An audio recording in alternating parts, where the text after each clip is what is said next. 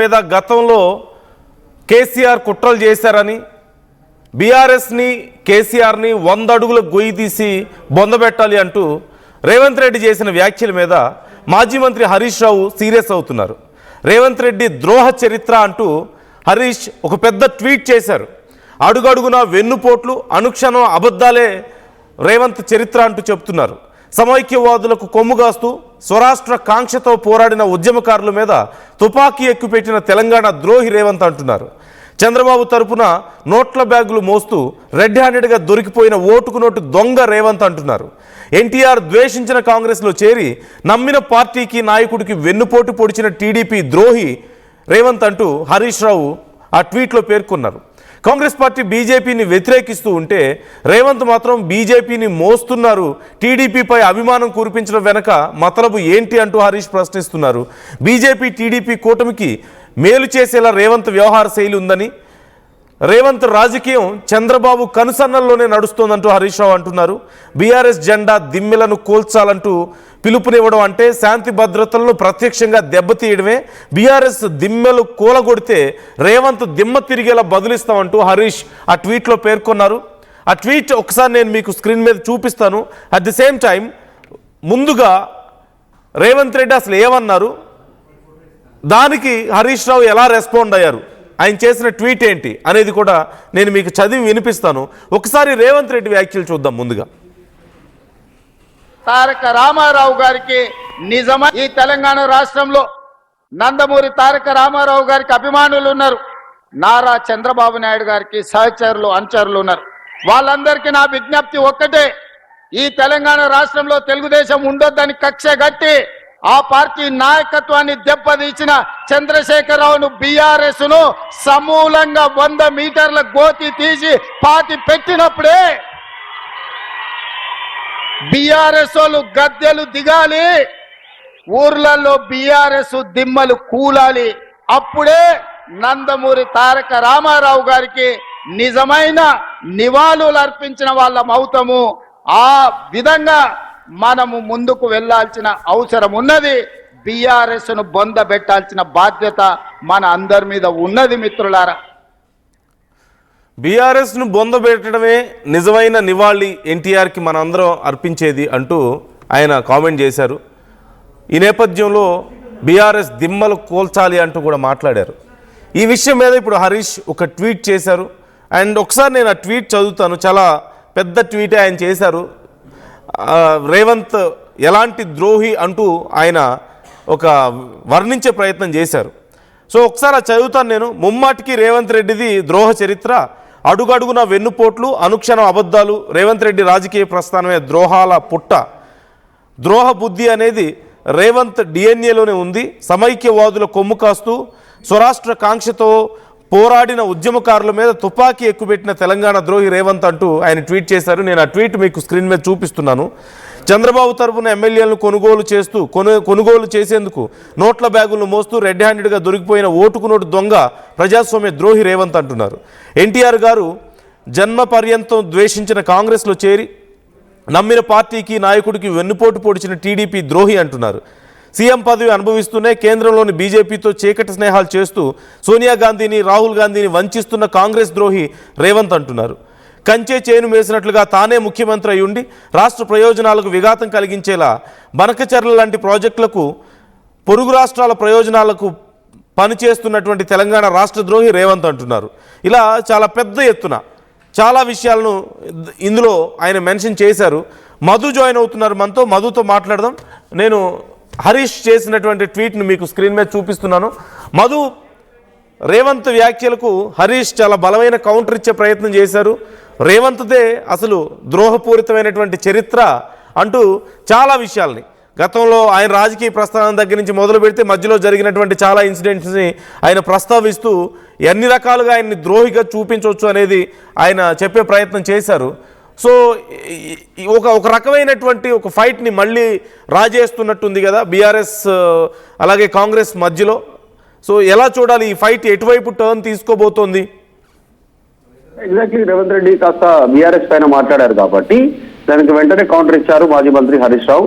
ఉమ్మాటికి రేవంత్ రెడ్డిదే ద్రోహ చరిత్ర, అడుగు అడుగున వెన్నుపోట్లు, అనుక్షణం అబద్ధాలు, రేవంత్ రెడ్డి రాజకీయ ప్రస్థానమే ఒక ద్రోహాల పుట్ట, ద్రోహ బుద్ధి రేవంత్ రెడ్డి డిఎన్ఏలోనే ఉంది అంటూ మాట్లాడారు. గతంలో సమైక్యవాదుల కొమ్ము కాశారు. ఇప్పుడు సొంత రాష్ట్రం వచ్చిన తర్వాత కూడా ఉద్యమకారుల మీద తుపాకీ, ఆ టైంలో తుపాకీ ఎక్కుపెట్టినటువంటి చరిత్ర ద్రోహి, తెలంగాణ ద్రోహి రేవంత్ అంటూ మాట్లాడారు. చంద్రబాబు తరఫున ఎమ్మెల్యేలను కోడేందుకు నోట్ల బ్యాగులు మోస్తూ రెడ్ హ్యాండెడ్ గా దొరికిపోయినటువంటి ఓటుకు నోటు దొంగ, ప్రజాస్వామ్య ద్రోహి రేవంత్ అంటూ మాట్లాడారు. సో ఆయన మాట్లాడుతున్న సందర్భంలో ఇంకో కొన్ని కీలకమైనటువంటి స్టేట్మెంట్ చేశారు. ఎన్టీఆర్ జీవితాంతం ద్వేషించినటువంటి కాంగ్రెస్ పార్టీలో చేరి ఈరోజు టీడీపీ గురించి మాట్లాడుతూ ఉన్నటువంటి పరిస్థితి ఉంది. నమ్మిన పార్టీకి, నాయకుడికి వెన్నుపోటు పొడిచిన టీడీపీ ద్రోహి అంటూ మాట్లాడారు. సీఎం పదవి అనుభవిస్తూనే కేంద్రంలో బీజేపీ తోటి సీక్రెట్ గా ఫ్రెండ్షిప్ చేస్తా ఉన్నారు. సోనియా గాంధీని, రాహుల్ గాంధీని వంచిస్తూ కాంగ్రెస్ ద్రోహిగా కూడా రేవంత్ మారిపోయారంటూ మాట్లాడారు. ఇట్లా అనేక అంశాలను, అవినీతి, దాహం, ప్రజాద్రోహం వెరసి రేవంత్ రెడ్డి దేశవ్యాప్తంగా కాంగ్రెస్ పార్టీ, బీజేపీ సర్కార్ను వ్యతిరేకిస్తూ ఉంటే రేవంత్ మాత్రం బీజేపీ ప్రభుత్వాన్ని భుజాన మోస్తా ఉన్నారు. టీడీపీపై బహిరంగ అభిమానం కురిపించడం వెనుక మతలబ్ ఏంటి? ఇదంతా రాహుల్ గాంధీ గమనించాలి. కాంగ్రెస్ శత్రువులైనటువంటి బీజేపీ, టీడీపీ కూటమికి మేలు చేసేలా రేవంత్ వ్యవహార శైలి ఉంది. పగలు రాహుల్ గాంధీ జపం, రాత్రి బీజేపీ, టీడీపీ దోస్తీ అంటూ స్టేట్మెంట్ చేశారు. ఇలా ఇంకా అనేక అంశాలను మెన్షన్ చేశారు. ఇక్కడ ఈ కన్వర్సేషన్ లో రేవంత్ రెడ్డి మాట్లాడినా దానికి హరీష్ కౌంటర్ ఇచ్చినా సరే, మొత్తానికి బీఆర్ఎస్ కాంగ్రెస్ మధ్యలో ఎందుకు ఇప్పుడు టీడీపీ హైలైట్ ఎందుకు అవుతుందంటారు? How can we understand? అసలు ఇక్కడ ఏదైనా లాజిక్ ఉందా? ఇప్పుడు ఇంపార్టెన్స్ ఏమైనా ఉందా? టీడీపీని ఎందుకు హైలైట్ చేస్తున్నారు అసలు? నిజంగా సడన్ గా అసలు టీడీపీ అంశాన్ని ఎందుకు రేవంత్ రెడ్డి భుజాన వేసుకున్నారు, ఎందుకు భుజాన మోస్తున్నారు అనేటువంటిది ప్రస్తుతం పొలిటికల్ సర్కిల్లో చర్చ కొనసాగుతుంది. జనరల్ గా ఆర్టీవీ అనలైజేషన్ ప్రకారం అయితే వచ్చేటువంటి మున్సిపల్ ఎన్నికలు ఖమ్మంలో నగరాలు ఏవైతే ఉన్నాయో, సెకండ్ హైదరాబాద్ తర్వాత రెండవ స్థానంలో ఉన్నటువంటి నగరాలు, ఇప్పుడు వరంగల్ కానీ, ఖమ్మం కానీ, ఇట్లా కొన్ని జిల్లాలు ఏవైతే ఉన్నాయో అక్కడ మున్సిపల్ స్థానాలకు సంబంధించినటువంటి విషయంలో వారి ఓటు బ్యాంకును చేజెక్కించుకునే దాంట్లో బాగా మాట్లాడుతూ ఉన్నారా. వచ్చేటువంటి జిహెచ్ఎంసీ ఎన్నికలు ఉన్నాయి, సెటిలర్స్ ఉన్నారు మొత్తం నగరంలో, వాళ్ళు ప్రభావం చూపేటువంటి కొన్ని ప్రాంతాలు ఉన్నాయి. సో వారిని తమ వైపుకు తిప్పుకునే దాంట్లో భాగంగా మాట్లాడుతూ ఉన్నారు. సో మాట్లాడారు. కానీ ఆయన మాట్లాడుతున్నటువంటి దాంట్లో హరీష్ రావు చెప్తా ఉంది అంటే అసలు కాంగ్రెస్ కు జీవితాంతం వ్యతిరేకంగా పోరాడినటువంటి పార్టీ టీడీపీ, తెలుగుదేశం పార్టీ, ఎన్టీ రామారావు. ఇప్పుడు ఎన్టీ రామారావు పేరు తీసి మాట్లాడుతూ ఉన్నారు, అర్హత లేదంటూ మాట్లాడారు. ప్రస్తుతం నిజంగానే ఆంధ్రప్రదేశ్ లో టీడీపీ, బీజేపీ, జనసేన 3 అలయన్స్ లో ఎన్డీఏ గవర్నమెంట్ ఉంది.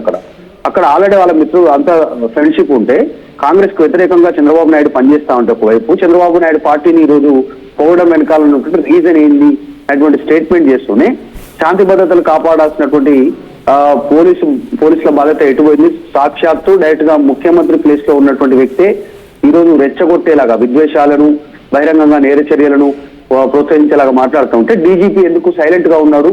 చట్టం అందరికీ ఒకటే నిరూపించేటువంటి ధైర్యం పోలీస్ శాఖకుండా ఇప్పుడు మాట్లాడతారా అనేటువంటి స్టేట్మెంట్ చేశారు. ఎందుకంటే రేవంత్ రెడ్డి మాట్లాడుతూ బీఆర్ఎస్ దిమ్మలు కూలగొట్టాలనేటువంటి స్టేట్మెంట్ చేశారు. ఇది ఒక రకంగా ఉద్రిక్తతలను రెచ్చగొట్టేటువంటి పరిస్థితి.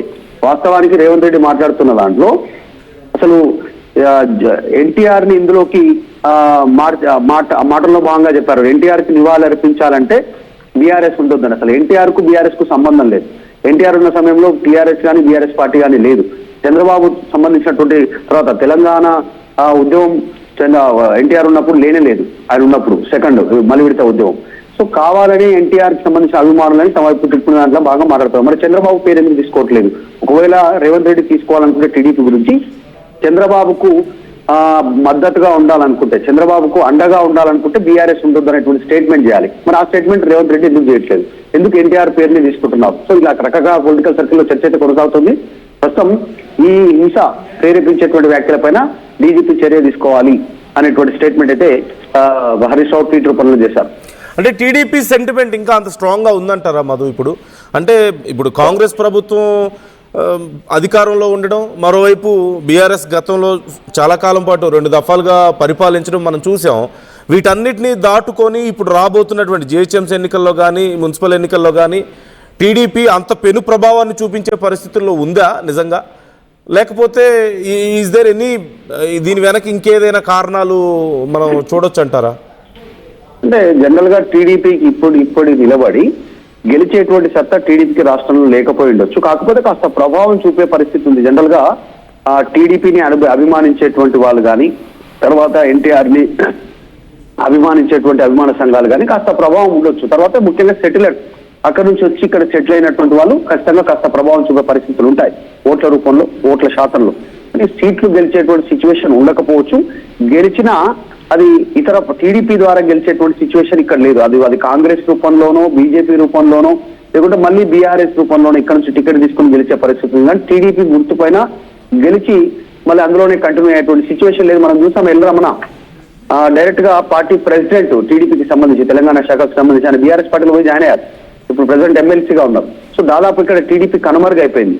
ఎప్పుడైతే ఓటుకు సంబంధించినటువంటి విషయంలో స్టీఫెన్సన్ ఎమ్మెల్యేని కొనుగోలుకు సంబంధించిన విషయంలో రేవంత్ రెడ్డి బ్యాగులతో దొరికారో, డబ్బులతో అక్కడ, సో అప్పుడే దాదాపు టీడీపీకి పులి స్టాప్ పడిపోయింది. తర్వాత జరిగినటువంటి పరిణామాల్లో టీడీపీ మొత్తం బిచానా ఇక్కడ నుంచి లేపేసి ఆంధ్రాలో సెటిల్ అయినటువంటి సిచ్యువేషన్. కాన్సన్ట్రేషన్ అంతా తగ్గించారు తెలంగాణలో. లేదు, ఎప్పుడో అఫీషియల్ ప్రోగ్రామ్స్ కోసం ఇక్కడ వస్తారు, ఎన్టీఆర్ సమాధి ఇక్కడ ఉంది కాబట్టి తప్ప మిగతా దాదాపు యాక్టివిటీ పొలిటికల్ గా తెలుగుదేశం పార్టీని తెలంగాణలో జీరో అయిపోయింది. మనందరికీ తెలుసు. అసలు ఒక్క యాక్టివిటీ కూడా లేదు, మొత్తం జీరో అయిపోయినటువంటి పరిస్థితి. ఈ నేపథ్యంలో పార్టీ నుంచి గెలిచే పరిస్థితి ఉండకపోవచ్చు, కానీ ఆ ఓట్లను గ్రాప్ చేసేదాంట్లో భాగంగా రేవంత్ రెడ్డి స్టేట్మెంట్ చేసి ఉండొచ్చు. బీఆర్ఎస్ జనరల్ గా బీఆర్ఎస్ గ్రిల్ చేస్తూనే ఉంటారు, పొలిటికల్ గా టార్గెట్ చేస్తూనే ఉంటారు. కానీ ఈ రోజు ఖమ్మంలో మాట్లాడడానికి రీజన్ ఆంధ్రాకి దగ్గరగా ఉన్నటువంటి ప్రాంతం, అది కాస్త కల్చర్ చాలా దగ్గరగా ఉంటుంది. హైదరాబాద్ కంటే ఎక్కువగా వాళ్ళు విజయవాడకి వెళ్ళేటువంటి పరిస్థితి ఉంటుంది. అక్కడ ఉన్నటువంటి వాళ్ళ భాష, వేషధారణ, పద్ధతులు అంతా కొంచెం ఆంధ్రాకి దగ్గరగా ఉండడం. సో ఆ ఓట్లను ఆ ప్రాంతాన్ని గ్రాప్ చేసుకున్నటువంటి విధంగా రేవంత్ రెడ్డి పొలిటికల్ గా మాట్లాడి ఉండొచ్చు. దీనిపైన అందులో భాగంగానే హరీష్ రావు చాలా ఘాటైనటువంటి పదజాలాన్ని ఉపయోగించారు. అసలు టీడీపీకి ఏమైనా కొత్త ఆలోచనలు వచ్చే అవకాశం ఉందంటారా దీనివల్ల మధు? ఎందుకంటే టీడీపీ తెలంగాణలో తిరిగి యాక్టివ్ అవ్వాలన్న ఆలోచన ఎప్పుడూ ఉంది, చంద్రబాబుకి ఆ ఆలోచన ఎప్పుడూ ఉంది. ఈ మధ్య కూడా మళ్ళీ కొంత ఆయన ఆలోచన చేశారు. కాకపోతే జనసేన ప్రకటించేసింది ఈలోపు, మేము పోటీ చేయబోతున్నాం మున్సిపల్ ఎన్నికల్లో అని చెప్పేసి. So is there any chance అంటే ఇంత ఇప్పుడు సెంటర్ ఆఫ్ అట్రాక్షన్గా మారడం వీళ్ళ డిస్కషన్లో కానీ, లేదంటే టీడీపీకి ఇప్పటికీ బలమైన క్యాడర్, ఇన్ఫ్యాక్ట్ కంపేరిటివ్లీ జనసేన కంటే టీడీపీకి ఇక్కడ బలమైన క్యాడర్ ఉంది కదా. So is there any chance ఇప్పుడు టీడీపీ ఇప్పుడు కాకపోతే మరికొన్ని రోజుల తర్వాత అయినా యాక్టివ్ అయ్యే అవకాశాలు ఏమైనా కనిపిస్తున్నాయా? అంటే వాస్తవానికి టీడీపీకి ఉమ్మడి ఆంధ్రప్రదేశ్ ఉన్నప్పటి నుంచి గ్రామాల నుంచి మండల, నియోజకవర్గ, తర్వాత జిల్లా, రాష్ట్ర స్థాయి వరకు కమిటీలు ఉన్నాయి, కార్యకర్తలు ఉన్నారు, జెండా దిమ్మెలు ఉన్నాయి. ఇక్కడ జెండా ఎగరేసేవారు, ప్రతి దగ్గర ప్రోగ్రాం జరిగేది. కానీ 2014 తర్వాత ఓటుకు నోటు కేసు తర్వాత పరిస్థితి మారిపోయింది. తర్వాత చంద్రబాబు అక్కడ అధికారంలోకి వచ్చారు ఆయన ముఖ్యమంత్రి, ఇక్కడ కేసీఆర్ ముఖ్యమంత్రి. ఇక్కడ ప్రభుత్వాన్ని గురించి కుట్ర చేయడంతో కేసీఆర్ ఆ నిర్ణయం తీసుకున్నటువంటి చర్చ జరిగింది. కాబట్టి అప్పటి నుంచి పరిస్థితి మారిపోయింది. అప్పుడు టీడీపీ ఎమ్మెల్యేలు కూడా గెలిచారు ఇక్కడ ఆల్రెడీ తెలంగాణలో కూడా, తెలంగాణ వచ్చిన తర్వాత కూడా. కానీ ఇప్పుడు పరిస్థితి వేరు. ఇండివిజువల్ గా గెయిన్ అయ్యేటువంటి సిచ్యువేషన్ టీడీపీ కానీ జనసేనకి కానీ లేదు. కానీ ఫ్యూచర్ లో బీజేపీతో అలయన్స్ అయ్యే అవకాశం ఉంది, బీజేపీతో కలిసి ముందుకు పోయే సిచ్యువేషన్ ఉండొచ్చు. ఏదో ఒక రూపంలో వాళ్ళు గెలిచే సిచ్యువేషన్ కనిపిస్తుంది. ఇప్పుడు ఇందాక మనం చెప్పినట్టు ఉమ్మడి రంగారెడ్డి జిల్లాకు సంబంధించినటువంటి ప్రాంతాల్లో చూస్తే షేర్లింగంపల్లి కానీ, కుక్కటిపల్లి కానీ, గచ్చిబౌలి కానీ, తర్వాత ఎల్బీనగర్ ప్రాంతం కానీ, మల్కాజిగిరి కానీ, ఇట్లా కొన్ని ప్రాంతాలు ఉన్నాయి, వనస్థలిపురం. ఈ ప్రాంతాల్లో వారి ప్రభావం కాస్త ఉంటుంది. సెటిలర్స్ ఓట్లు ఉన్నాయి. ఖచ్చితంగా వాళ్ళ ఓట్లను గ్రాప్ చేసుకునేటువంటి దాంట్లో భాగంగా పొలిటికల్ సంబంధించినటువంటి ఒక వ్యూహంతో భాగంగా రేవంత్ రెడ్డి మాట్లాడి ఉంటారు. దాన్ని విమర్శిస్తూనే హరీష్ రావు ట్వీట్ చేశారు. కాంగ్రెస్ ను జీవితాంతం వ్యతిరేకించినటువంటి ఎన్టీఆర్ అదే పార్టీ నుంచి మళ్ళీ అదే కాంగ్రెస్ పార్టీలోకి వెళ్ళి కాంగ్రెస్ పార్టీ నుంచి టీడీపీ గురించి మాట్లాడడం అనేటువంటిది ఒక కుట్రపూరితంగా మాట్లాడడం, మోసం చేసేటువంటి కార్యక్రమమే. అటు రాహుల్ గాంధీతో పాటు ఇక్కడ ఉన్న వాళ్ళని కూడా మోసం చేస్తా ఉన్నారనేటువంటి స్టేట్మెంట్ చేస్తారు. Right. Thank you Madhu, thanks for the details. మొత్తం మీద ఒక ఇంట్రెస్టింగ్ డ్రామా ఇక్కడ మనకు కనపడుతుంది.